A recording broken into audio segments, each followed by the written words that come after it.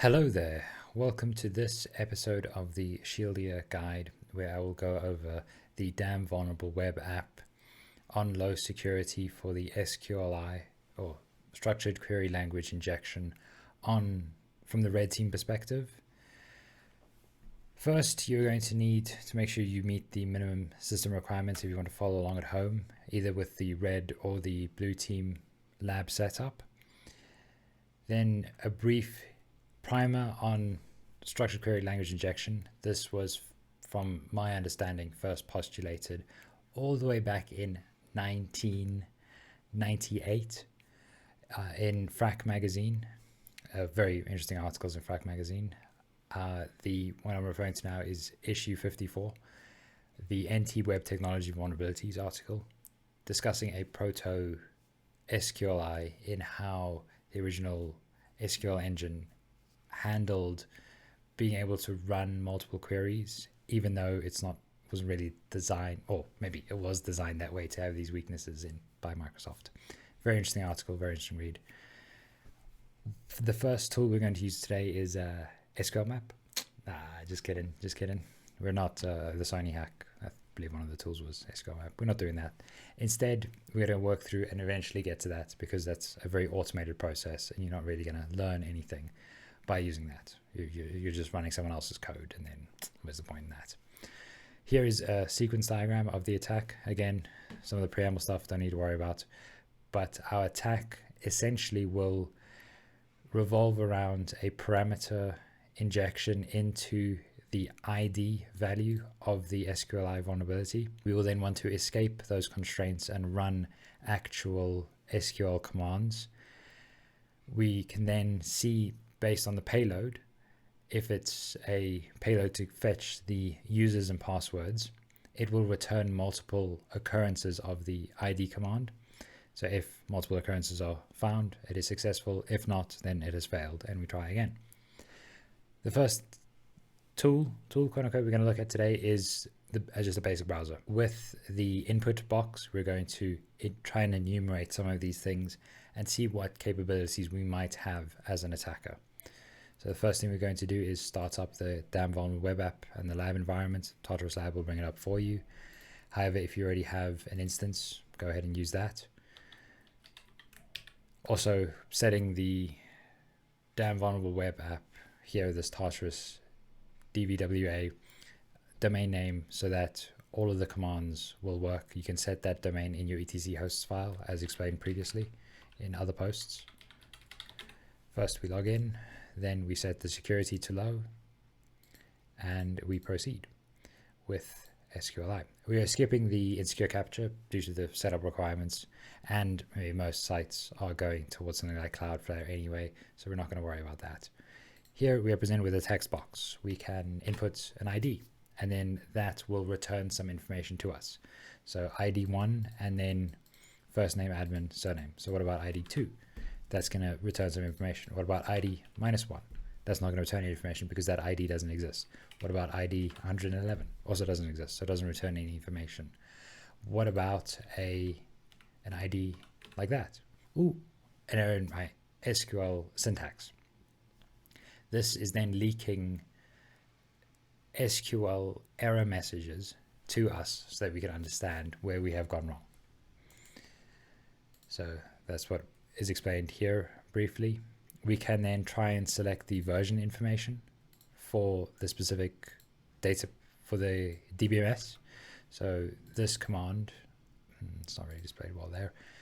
So the ID we are targeting 1, so that will execute successfully, and then we are escaping the constraints to run raw SQL. Then we are commenting out the rest of the line.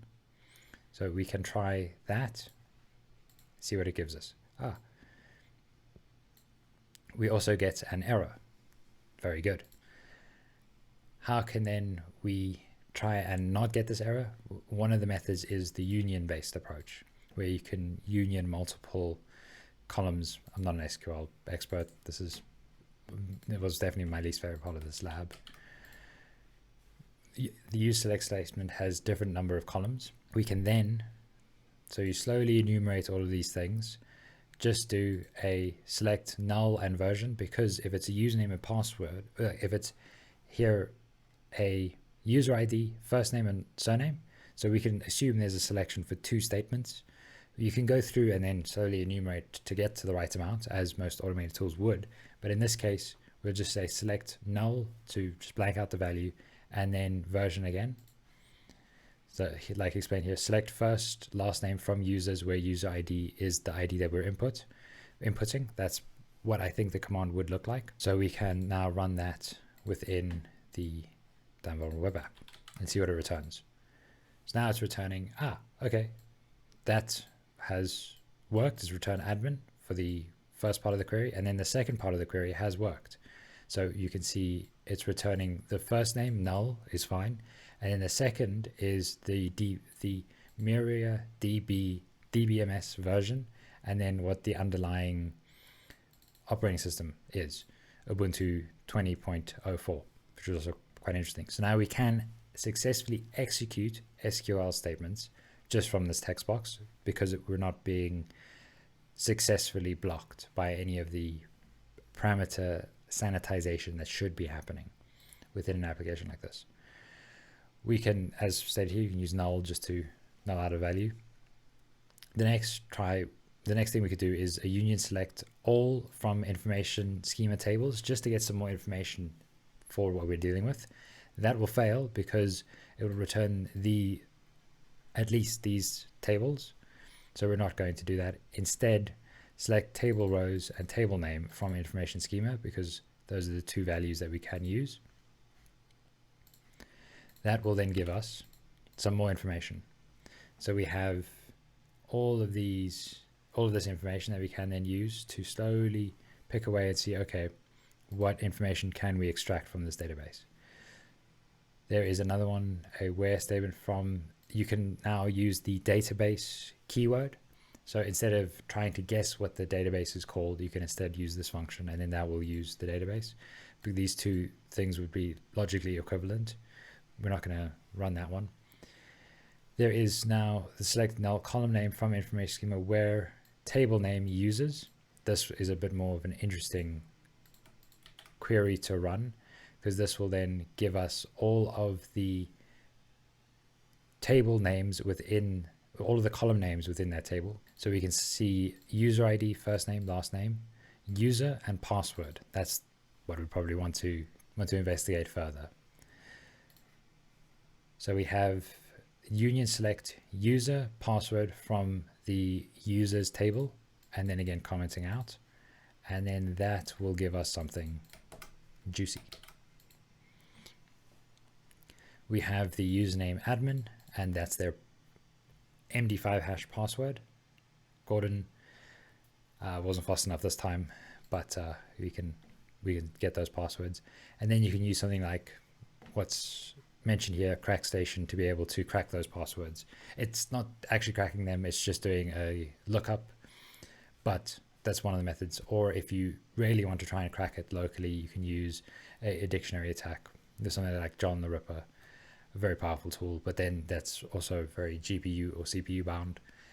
Because cracking these hashes is a very compute intensive task. We don't have to worry about that though. So that's one of the ways that we can use these hashes once we have them. Like in this instance, the type of hash is MD5, and then the resulting password is password. So for the admin account, their password is password. So this is another way, as opposed to just trying to brute force the password like we did in the brute force challenge. This is another way that we could obtain those passwords to be able to successfully log in. Moving on to another tool, we have fuzzfosterufull. This is just to illustrate the dangers of using non-URL safe query parameters in some of these word lists. We can see here the request number 1 is using unsafe characters like the octothorpe. It won't work. However, if we then make that URL safe by URL encoding it, then it will work. So this is just something to keep in mind when interacting with web applications. You have to make sure all of your inputs are URL safe. Moving on, we can download the payloads from GitHub, which I'll do now quickly in a terminal window within the SQLi guest. Now we can list that SQL injection payload list. Awesome, it has successfully downloaded. We can then, you must have, for one of these things to make them URL safe, we're going to use PenCode. PenCode is another tool provided by the same developers as FuzzFastUFull. You must have bash installed already. This SQLi instance already has bash installed. Sorry, not bash. Must have Go installed. It already has Go installed, so we're not going to run through the installation steps. However, if you do not follow along with one of the previous guides where we installed Go, you'll have to do that now. We can then, with Go, install the specific module called PenCode.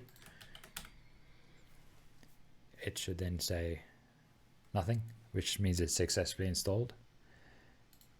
We can then get a valid PHP session ID, as spoken about at length. We can now use FuzzFastUFull via the command line to enumerate a word list, make them URL safe, and then test. So here to explain U for the target, we're targeting the directory Dan Vulnerable Web App Vulnerabilities SQLi. Then our query parameter is ID equals 1 because we want it to still have an ID. And then the escape character we are trying to use is the single quote, the fuzz keyword. So all of the items in the word list will one at a time be iterated through and replaced in there as a variable. Then ampersand submit equals submit is one of the query parameters you have to use. And then there's an octothorpe at the end of the URL. You don't have to include it, but it's just included here for completeness. We have some headers, accept any, and then we have some cookies, security low, PHP session ID, what we've just created there. Our word list is a file handle for PenCode input, and then we're inputting a relative path to the GitHub directory, the GitHub repository that we've just downloaded. One of the word lists in that repository, the generic SQLi, and then we're going to URL encode to make them URL safe. That file handle will then one at a time make those values URL safe. We want to match response using regex for ID at anything. We want multiple occurrences of ID in the response. That means our SQLi has successfully worked. So like here with the union select user from passwords, we have multiple ID values because by default the app should only display one. Instead, we can try one of the other commands that we attempted, like that. It will then have multiple IDs in the message body returned from the server. Here we can see 3. That shouldn't be happening because the SQLi successfully worked. We can then see 3 IDs. This is not perfect because there may be some instances where it would only actually return 1, but it's good enough for us at the moment. We can now run that FuzzFastUFull, and then these are all of the inputs that have successfully work. It is going to go through all 263 requests in just a few seconds, and then all of these successfully, some OR-based methods successfully returned more information. So we can try that one for instance. Okay, here we're going to remove everything else, and then I'm just going to put back my single quotes, paste that in, and then for completeness sake, put the octothorpe back. And this should, that's right, ampersand submit equals submit. There we go. So now it has successfully worked. So we can see here all of the user first and second name, because now it's returning true. So it's just going to return everything because they're or 1 equals 1 is a will return true. Moving swiftly along, we can, so that's one of the attempts tested. There we go. The reason why it works is explained here, where ID, then ID gets replaced with our input, 1 or 1 equals 1 or nothing equals nothing. That will, so for this specific attempt here, which is just a bit It just has this extra or nothing equals nothing. So then where one or true, and then finally where true, and then true would just return everything. In this instance, all of the user names. There is a way where you can upload a reverse shell within the database.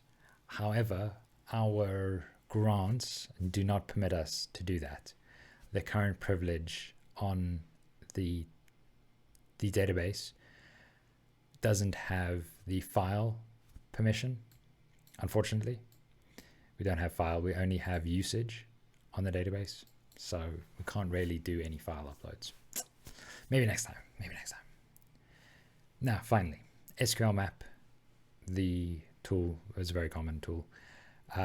I'm going to not cover it in too much detail. We're going to load the PHP session IDs and then walk through it with a new PHP session ID, so make sure it doesn't time out. Here, what we're saying for SQL map, flush session so that it gets rid of all of the content. U, similarly to fuzzfuzzdefault, gives you the URL that we are targeting. We want the users, we want the passwords, we want to dump it, and then we want to set the cookie to the PHP session ID and then the security to low, as we have done throughout all of these engagements. We can then run this. Now, I want to explain something. Within most Nix-based OSs, if you're presented on the terminal with options and one of them is capitalized, it is tradition for that to be the default if you just press enter. So here, C is capitalized for continue, and none of the others are capitalized. So if I just press enter, it will continue. Then similarly here, it looks like the backend DBMS is MySQL. Do you want to skip test payload switch from other DBMS? Blah, blah, blah. Capitalized is yes, so then just press enter. Similarly here, and then for the rest of it. I mean, yeah, it's a great tool. It's a great piece of kit. And great if you're on an engagement. However, it's not really a great learning resource because it doesn't, I mean, it's just get parameter IDs vulnerable, and then that's literally, wow, much difficulty. And then here, just default, much difficulty. Now it'll guess the hashes. So what is that for password for leet? So this is not the default SDF.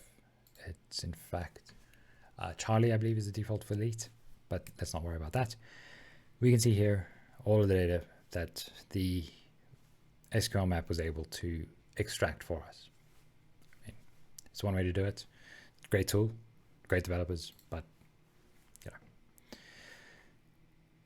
Moving on to the blue team perspective, how would we detect this type of activity? I will see you in a little bit. Moving swiftly along to the blue team perspective for how we can detect structured query language injection within the Tartarus environment. The first thing we want to just make you aware of is, due to the fact we're using get, it's using a get method to enumerate these pages, we can log those. That's by default logged into the Apache access log. However, if it was a post method, we would be out of luck. So just something to keep in mind, because nothing in the post request itself is actually logged. So we would be out of luck without a WAF. Just to put that aside. We can now, I'm not going to run this, however, you can, to generate log data within the seam. You're going to also need the prerequisites for the blue team part of the guides if you're going to run this part of the guides. There's a rule on GitHub. This is based on the one in the Sigma repository. However, I've made some alterations, and I believe I'm attributing it correctly, because it's their rule, the one in the Sigma repository, is very good. However, I am removing one of the selection filters to filter out 404 errors. We do actually want that because in the Tartarus lab, some of the tests would generate 404 codes. However, they are actually working, so I've just removed that filter and added a few little searches. We can see one alert for it here, and then if we wanted to, we can log into the scene. So within the seam, we can see SQL injection strings in URI as one of the rules that will alert us on the possibility of this attack. We can also just set the time to be the last hour, just to, yeah. So that has successfully found that, and then the hack tool user agent for the SQL map user agent. But as stated previously, that's trivial to change, so you don't want to rely on those rules to work in all cases. Moving on, we can run, this is essentially the search that it will be running in the background. Moving to the Discover tab, and then might have to log in again. Discover tab, boom. To break this search down, from access logs, metadata, we want to keep all that, where HTTP request method get, and query like, because get is safe to use in this instance because the stuff we are looking for is going to be returned in the message body, so we don't have to worry about head-based obfuscation, but that's a story for another time. All of those strings we are looking for in the URL query. Finally, we want to eval time bucket for 5 minutes time increments, value count distinct for URL query byte time bucket source, host, URL, and the response body bytes, where value count is equal to or greater than 1, and then sort by the response body byte. Doing this to just sort what requests may or may not be working. So I will move myself to the other side of the screen so you can see a bit better. We can see here these response body bytes are a bit larger, so it is more than likely these requests succeeded. We can make that a bit bigger and have a look. Union select table, rows table from information schema, so that we know succeeded. However, some of the other ones, if we want to sort ascending and then shift enter, this should now, these probably did not work. We can try it. Obviously you wouldn't do this in production trying to SQL your own services, but just want to see if this did in fact work, or potentially it just has a tiny amount of data. Yeah, cool. Subquery returns more than one row. Interesting. So it's returning a DVMS error, but it has in fact failed. So therefore we can now also tell which requests may have succeeded. ESC for so that it'll be largest to smallest. And there we can see which requests may or may not have worked. Great. Moving myself back to my original position. Thank you. Now we can have a look over there. We have successfully found which ones work, which ones don't. Similarly, we can run a search within, if you have the Tartarus lab on the Apache server. So I'm going to clear that. Vagrant SSH download web app, and then I'll run the search and it will return similar values. We can full screen this and then rip bitrate, but there we go. We can see all of these attempts at SQLi. It's be a bit more difficult to see which ones succeeded and which ones didn't. However, you could then extract this into Python and then run some more advanced maths on which ones succeeded and which ones didn't based on their response size. Then for the purple team perspective, back in a sec. And then finally, the purple team perspective, how we can test for these vulnerabilities programmatically with something like Nuclei or the Omega CLI. Here, it is a truncated version of the Nuclei template explaining it does a GET request and then inputting the SQLi parameters made URL safe. It is just doing the one request for the union select method to get the user and passwords and dump that. It is not doing any testing for other parameters or anything like that like we do with fast default. It's just a one shot. If it works, great. If it doesn't work, then don't worry. Similar extractor method here to look for if there are multiple instances of the ID field within the return response. Then we can run that with a simple command like that. We can minimize that. minimize that. But that's no. Give me a new and exit that. So this will run the template and successfully work. Successfully work. Wow. English is gooder. This will run the template and successfully return the results because it has matched the match criteria. So just to prove that we are actually retrieving all of the username and passwords from the database and it's not just lying to you, trust but verify, there's two approaches you can do. You can use this command instead, which will concat the user with the password and utilizing a colon. We're not going to do that method. Instead, we're going to utilize Wireshark to be able to view on the wire. Because this application is regular HTTP, it's not TLS, we can view that very easily using Wireshark. So what you're going to want to do in the Kali instance, open up Wireshark. We want to capture from Ethernet 1 if you're in the Tartarus lab. Then the command that we are going to run, I'm including the duck flags so Nuclei doesn't look for any new updates or new templates, because then that's just going to muddy the water. So here it'll just be the traffic that we are interested in this test, all 1918 address space. We can see here the first SYN-ACK through a TCP handshake. As you're aware, we get the login, then we log into the application to get our, it will be a post request there that logs us in and gets the correct cookie. So here, username, admin, password, and then the correct user token. The server will then be logged in. We can then see a 302 to go somewhere else. FINAC because we're using the session close. We then set the security level to low, submit, and then for our specific user token, great. Then we can see here, this is the request that we have made to get that, to do the SQLi. The server then has responded with the username and passwords for that session. Username and passwords would be line-based text. There we go. Within this, there will be select all from users. It's this thing.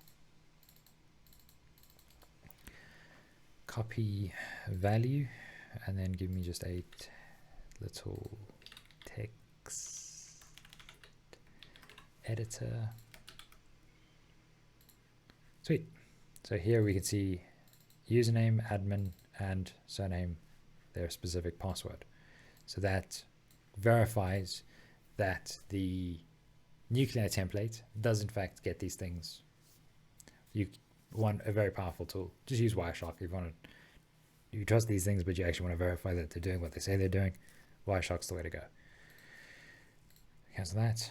No, just no continue that saving. Thank you very much. But there we go. We can see there must be a way to view that full value in there.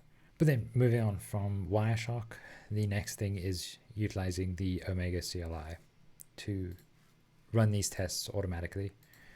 We'll clear that cd into Omega and then run the command mentioned here.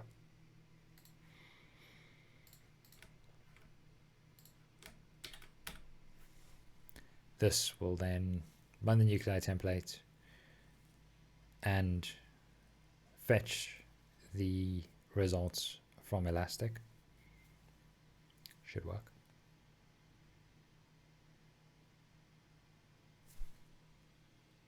Boom. Successfully tested. And that is all for the SQLi within the Damn Vulnerable web app on low security. Next up is blind SQLi. Thank you for joining me, and I'll see you in the next one.